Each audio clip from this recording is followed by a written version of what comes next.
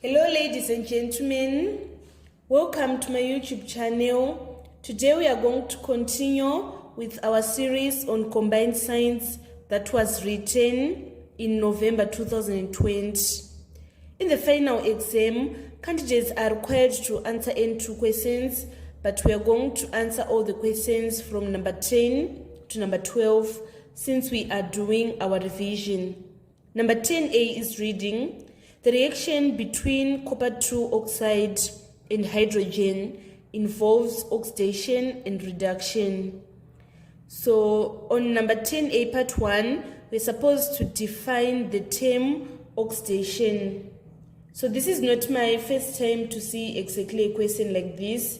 It was in Combined Science paper 2, specimen 2018. So we can define oxidation in terms of oxygen. If we define oxidation in terms of oxygen, it is the gain of oxygen.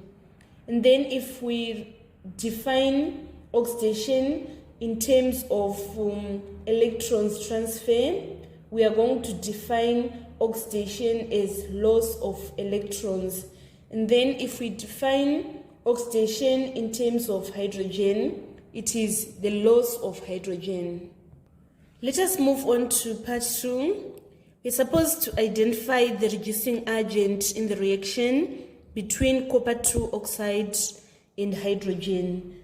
So hydrogen is the reducing agent because it is going to take oxygen from copper, reducing it in order to form water. Let us move on to part B. Iron is extracted from iron 3 oxide in the blast furnace. Name N2 raw materials that are fed into the furnace from the top. So you should master this question. It is frequently examined. You should know all the 3 raw materials that are fed into the furnace from the top. These are carbon, which is also known as coke. We have limestone, which is also known as calcium carbonate, and then we have iron ore. Let us move on to B part 2. We are supposed to write a chemical equation for the reaction that produces iron. So our key word here is chemical equation. It means that we are not going to write a word equation. So I'm going to explain the whole process that is going to result in the production of iron. First, we are going to put coke or carbon in the blast furnace. That carbon is going to burn with oxygen in order to produce carbon dioxide. Carbon dioxide then reacts with coke to give carbon monoxide, and then carbon monoxide acts as reducing agent, and it is going to react with iron ore to give molten iron. So we are going to write iron ore. We say iron ore, which is F2O3 plus 3CO, in order to give us 2 ions and 3 carbon dioxide. So this is the chemical equation for the reaction of iron ore with carbon monoxide in order to produce molten iron and carbon dioxide. It is very important, guys, that you leave your equation balanced. We can see that at the reactant side, we are having 2 ions, and then at the product side, we are having 2 ions. And then at the reactant side, we are having 6 oxygen. If you say 3 plus this 3 oxygen, we are going to have 6. And then at this side, if you say 3 times 2 oxygen, we are going to have 6 oxygen. And then we have 3 carbon, 3 carbon. You can see, guys, that the equation is balanced. So it is very important to make sure that your equation is balanced. Let us move on to part C. We're supposed to describe with the help of equations how sludge or calcium silicate is formed in the blast furnace. So this is what happens. We said one of the raw materials is limestone, which is also known as calcium carbonate. It decomposes, forming calcium oxide. This is a fluxing agent and combines with impurities to make sludge, which is going to float on top of molten iron and can be removed. So the first equation that I'm going to write is the decomposing of calcium carbonate in order to form calcium oxide and carbon dioxide. So we have limestone, which is also known as calcium carbonate. It is going to decompose, giving us calcium oxide plus carbon dioxide. And then after that, we are going to have calcium oxide reacting with silicon dioxide in order to form calcium silicate, which is CaCSiO3. And then on C part 2, we're supposed to state N1 metal, which is added to iron to make stainless steel. So let me define what is known as stainless steel. It is a corrosion-resistant alloy of iron, chromium, and in some cases, nickel. So we are going to write chromium or nickel. This was the complete solution for number 10. I'm going to summarize the answers. So on number 10A, part 1, we're supposed to define oxidation. So oxidation is gain of oxygen, or it is the loss of electrons, or it is the loss of hydrogen. And then on A part 2, we're supposed to identify the reducing agent in the reaction between copper oxide and hydrogen. So hydrogen is the reducing agent. And then on part B, we're supposed to state N2 raw materials that are fed into the furnace from the top. So we have carbon, which is also known as coke. We have limestone, which is also known as calcium carbonate, and we have iron ore. And then on B part 2, we're supposed to write a chemical equation for the reaction that produces iron. So if we say iron oxide plus 3 carbon monoxide, we are going to obtain iron and carbon dioxide. And then on B part 2, on C part 1, we're supposed to describe with the help of the equation how sludge or calcium silicate is formed in the blast furnace. So this is what happens. Limestone is going to decompose, forming calcium oxide. That is where we are getting this first equation. And then this is a fluxing agent that is going to combine with the impurities in order to make sludge, which is going to float on the top of molten iron. So we are going to say calcium oxide plus silicon dioxide in order to form calcium silicate. And then finally, we're supposed to state N1 metal, which is added to iron to make stainless steel. Either we are going to talk about chromium or we talk about nickel. So this was the complete solution for number 10. Let us move on to number 11.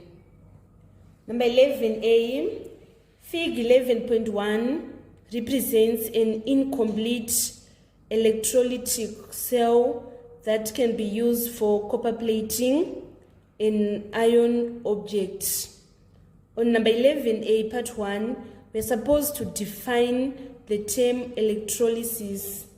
So electrolysis is defined as a process of decomposing ionic compounds into their elements by passing direct electric current through the compound in fluid form.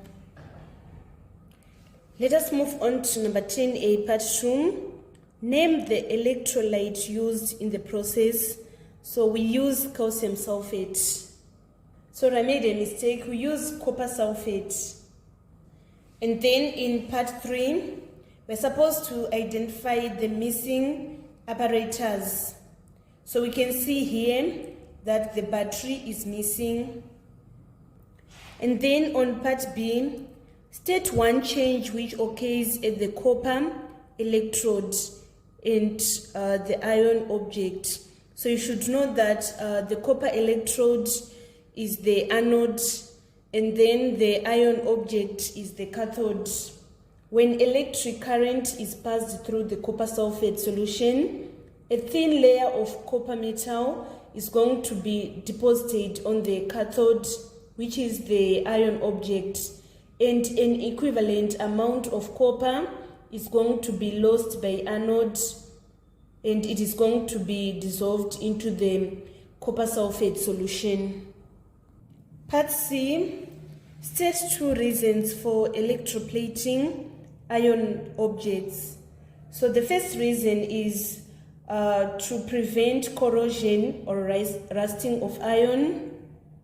So another reason for electroplating ion object is for decorative purposes.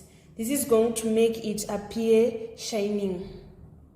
And then finally on D, we're supposed to write the half equation for the copper electrode. So I'm going to explain what is a half equation.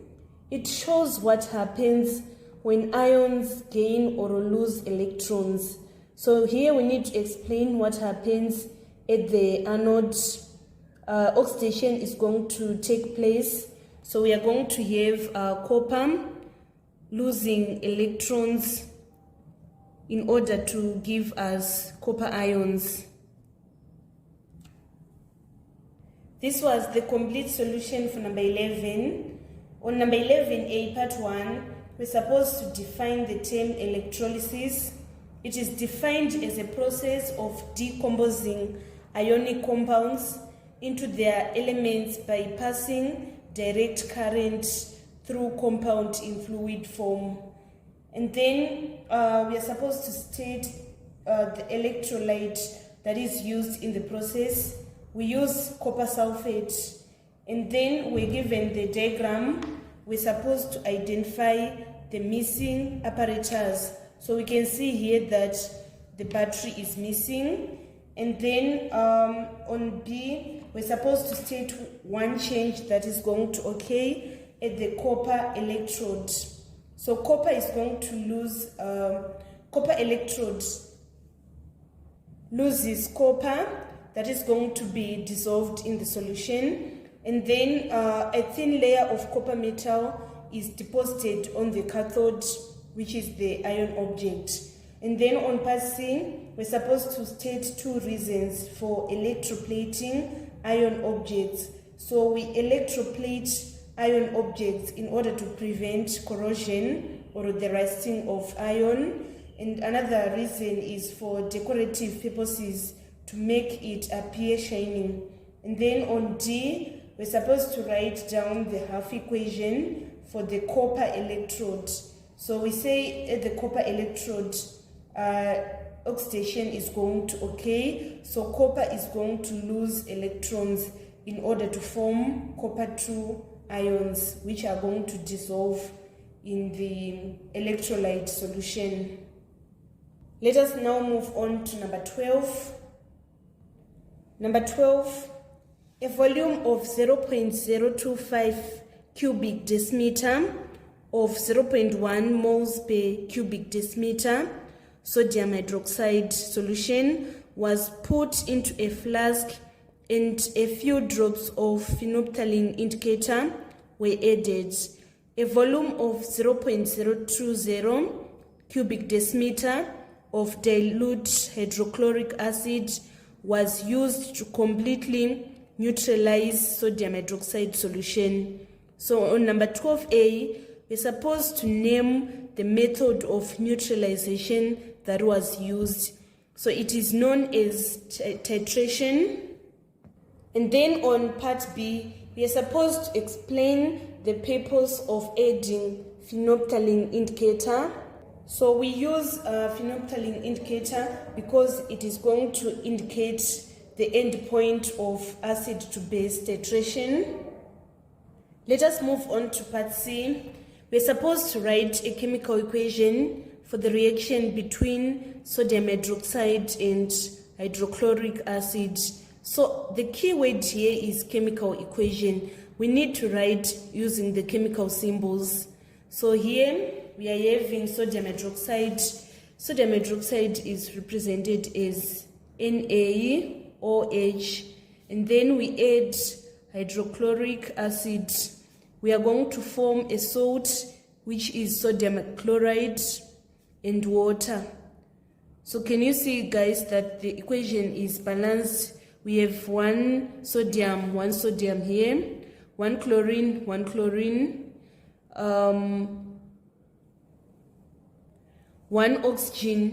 oxygen, two hydrogen at the reactant side, that is this hydrogen, and then this hydrogen, and we have two hydrogen here at the product side. So you can see, guys, that the equation is balanced. Let us move on to part D. We're supposed to give a reason why hydrochloric acid should be handled with care. Hydrochloric acid is hazardous liquid. It is corrosive substance and can cause burn and irritation of the skin. That is why it should be used with care. And then finally, on part E, we are supposed to calculate the concentration of the dilute hydrochloric acid. So I'm going to explain to you how you obtain all the 5 marks. The first step is to calculate the number of moles of sodium hydroxide. The formula for calculating the number of moles is concentration in moles per cubic decimeter times volume in cubic decimeter or liters. So here the question is reading a volume of 0.025 cubic decimeter of 0.1 moles per cubic decimeter sodium hydroxide. So from this statement, we are going to obtain our concentration is 0.1 moles per decimeter, per cubic decimeter, times our volume, which is 0.025 decimeter, cubic decimeter. So this cubic decimeter is going to cancel this cubic decimeter. We need to punch on the calculator 0.1 times 0.025. So we are saying 0.1, it is 0.1 times 0.025. We are obtaining 0.0025 moles. So these are the number of moles of sodium hydroxide that was used. Now we want to find the number of moles of hydrochloric acid that were used. We can see here that the equation was 1:1, giving us 1:1. So it means the number of moles of sodium hydroxide that were used is also equal to the number of moles of hydrochloric acid that was used. Now that we now have the number of moles of hydrochloric acid that were used, we now need to calculate our concentration. Here we are given that a volume of 0.02 cubic decimeter was used for hydrochloric acid. So concentration, the formula to find concentration is equals to number of moles over volume. So the number of moles of hydrochloric acid, we have this 0.0025 moles, and then the volume is 0.020 cubic decimeters. We need to punch on the calculator 0.0025 divided by 0.02. We are obtaining 0.125. So it means that the concentration of hydrochloric acid that was used was 0.125 moles per cubic decimeter, Please don't forget the units. Let me summarize the answers on number 12. On number 12A, we're supposed to name the method of neutralization that was used. It is known as titration. And then on part B, we're supposed to explain the purpose of adding phenolphthalein indicator. It is used to indicate the end point of acid to base titration. And then on part C, we're supposed to write a chemical equation for the reaction between sodium hydroxide and hydrochloric acid. So this is the chemical equation for the reaction between sodium hydroxide and hydrochloric acid. They are going to react to give us sodium chloride and water. And then on part D, we're supposed to give a reason why hydrochloric acid should be handled with care. So hydrochloric acid is hazardous liquid which should be used with care because it is corrosive substance and can cause burn and irritation of the skin. On E, we're supposed to calculate the concentration of dilute hydrochloric acid. So the first step is to find the number of moles of sodium hydroxide. So we are going to say number of moles is equals to concentration times volume. So we say 0.1 moles per cubic decimeter times 0.025 cubic decimeter in order to get 0.025 moles. And then we are going to find the number of moles using this equation. We can see that they have reacted in the ratio 1:1. So it means that the number of moles of sodium hydroxide is also equal to the number of moles of hydrochloric acid. So they've reacted in the ratio 1:1. So after that, since we now have the number of moles of hydrochloric acid, and also we have the volume, which is 0.02 cubic decimeter, we can now calculate the concentration by saying concentration is equals to number of moles over volume. So we say 0.0025 moles divided by 0.020 cubic decimeter in order to get our concentration is 0.125 moles per cubic decimeter. This marks the end of our tutorial today on chemistry section of November 2020 Combined Science Paper 2. Thank you so much, guys, for following me on this channel.